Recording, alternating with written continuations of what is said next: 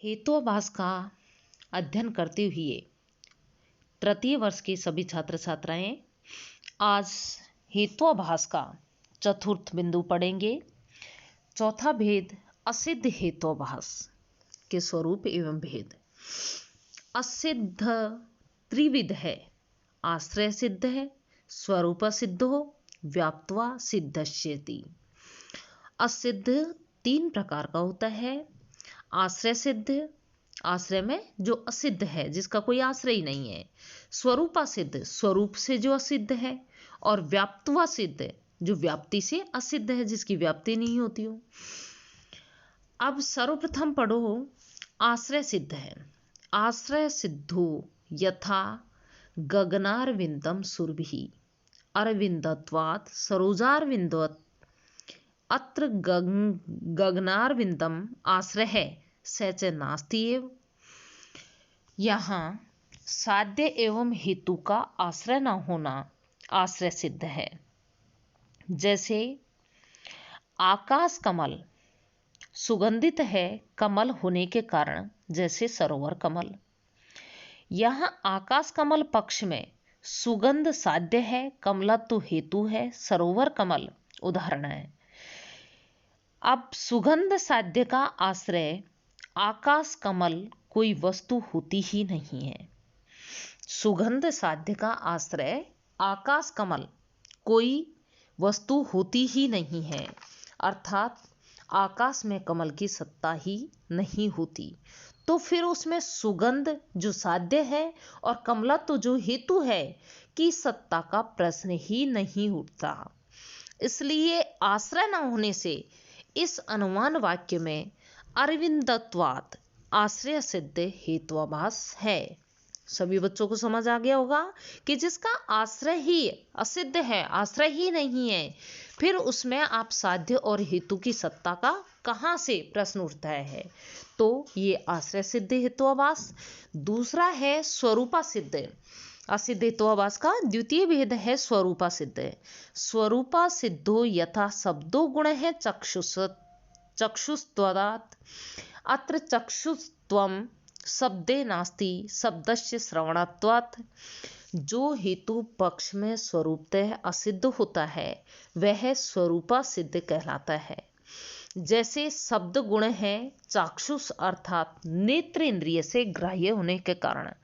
शब्द गुण है चाक्षुष अर्थात नेत्र इंद्रिय से ग्राह्य होने के कारण। इस अनुमान वाक्य में शब्द पक्ष है, गुण साध्य है और चक्षुस्त्वाद हेतु है। यहाँ शब्द में चाक्षुत्व अर्थात नेत्र इंद्रिय से ग्रहण करने की क्षमता स्वरूपतः सिद्ध नहीं है। शब्द को नेत्रों से ग्रहण किया जाता है क्या? क्योंकि नेत्र इंद्रिय केवल उसी का ग्रहण करती है जो रूपवान हो, और शब्द कैसा है? अरूपी है और श्रवणेन्द्रिय के द्वारा ग्रह्य है। शब्द नेत्र इंद्रिय का विषय नहीं है, अपितु श्रवणेन्द्रिय का विषय है। अतः यह चाक्षुषत्व हेतु स्वरूप से अर्थात हेतुत्व से असिद्ध है, इसलिए यह स्वरूपा सिद्ध हेतुवाभास है। तो असिद्ध हेतुवाभास का द्वितीय भेद स्वरूपा सिद्ध है। अब तृतीय भेद है व्याप्त्वा सिद्ध हेतुवाभास। सोपाधिको व्याप्त्वा सिद्ध है। साध्य व्यापकत्वे सति साधना व्यापकत्वम उपाधित्वम। व्याप्त्वा सिद्ध उपाधि से युक्त होता है, जो साध्य में व्यापक रूप से हो किंतु साधन में व्याप्त ना हो, वह उपाधि होती है। साध्य और हेतु का नियम साचर्य संबंध व्याप्ति होती है। इस व्याप्ति में साध्य व्यापक अधिक देशवर्ती और हेतु व्याप्य अल्प देशवर्ती होता है। यदि कहीं यह व्याप्ति संबंध इस प्रकार न होकर सशर्त उपाधि युक्त हो जाए तो हेतु की व्याप्त्वा बाधक युक्त होने के कारण असिद्ध हो जाती है। हेतु की व्याप्यता बाधा युक्त होने के कारण असिद्ध हो जाती है। जैसे इसी को फिर व्याप्ति असिद्ध कहते हैं। जैसे पर्वत धुएं वाला है आग होने के कारण।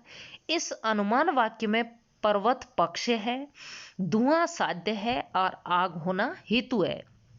यहाँ साध्य धुआं और आग हेतु का व्याप्ति संबंध निर्बाध रूप से नहीं है, क्योंकि यदि इसकी व्याप्ति करें कि जहां जहां आग होती है वहां वहां धुआं होता है तो ठीक नहीं है, क्योंकि तपे हुए लोहे के गोले में आग तो है किंतु धुआं नहीं है।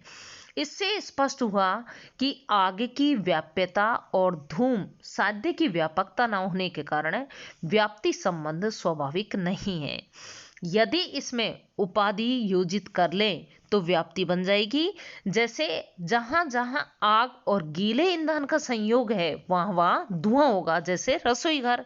इससे स्पष्ट हो गया कि अग्नि और धूम का व्याप्य व्यापक संबंध गीले ईंधन के संयोग पर आश्रित है। ये गीले ईंधन का संयोग ही उपाधि है, अतः हेतु अग्निमातु की व्याप्त असिद्ध होने के कारण यह हेतु व्याप्तवा सिद्ध हेत्वाभास कहलाता है। अब हेत्वाभास का अंतिम भेद सभी बच्चे पढ़ेंगे, बाधित हेत्वाभास। बच्चों, हेत्वाभास आपको समझ आ रहा होगा।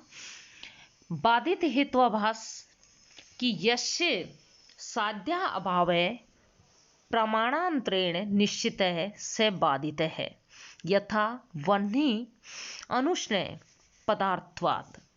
जिस हेतु के साध्य का अभाव किसी अन्य प्रमाण से निश्चित होता है वह बाधित हेत्वाभास है। जैसे आग शीतल है पदार्थ होने के कारण, इस अनुमान वाक्य में अग्नि पक्ष है, शीतलता साध्य है और पदार्थ होना हेतु है, किंतु हेतु से साध्य शीतलता की सिद्धि नहीं हो सकती, क्योंकि त्वचा इंद्रिय के द्वारा स्पर्श क्रिया से अग्नि में तो शीतलता की जगह क्या है, उष्णता ही मिलती है।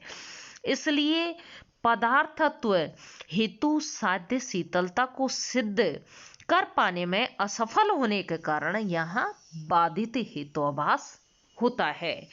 तो प्यारे बच्चों, आपने हेत्वाभास का अध्ययन किया। फिर से इसकी आप परिभाषा समझें कि सव्यभिचार विरुद्ध सत प्रतिपक्ष असिद्ध बाधिता पंच हेत्वाभासा। अर्थात नंबर 1 सव्यभिचार हेत्वाभास, सव्यभिचार विरुद्ध सत्प्रतिपक्ष असिद्ध बाधित, ये पंच हेत्वाभास हैं। सव्यभिचार हेत्वाभास के साधारण, असाधारण और अनुपसंगारी ये 3 भेद हैं। विरुद्ध हेत्वाभास स्वयं ही है, सत्प्रतिपक्ष भी, और असिद्ध हेत्वाभास के पुनः 3 भेद हैं, आश्रय सिद्ध, स्वरूपा सिद्ध और व्याप्तवा सिद्ध। और इसके पश्चात बाधित हेत्वाभास। अब आपके तर्क संग्रह के सभी प्रमुख बिंदुएं पूर्ण हुए। आप सभी बच्चों को अच्छे से इन हेत्वाभास हो, चाहे अनुमान प्रकरण हो, शब्द हो, किसी भी तरह का अभाव हो, आप सभी बिंदु आपके तर्क संग्रह के महत्वपूर्ण हैं। उनके चाहे छोटे प्रश्न हो चाहे बड़े, उसमें से आपके छोटे प्रश्न भी आएंगे। इसलिए सभी बच्चे ध्यानपूर्वक इन वीडियो को सुनकर और अपनी परीक्षा की तैयारी करें। धन्यवाद।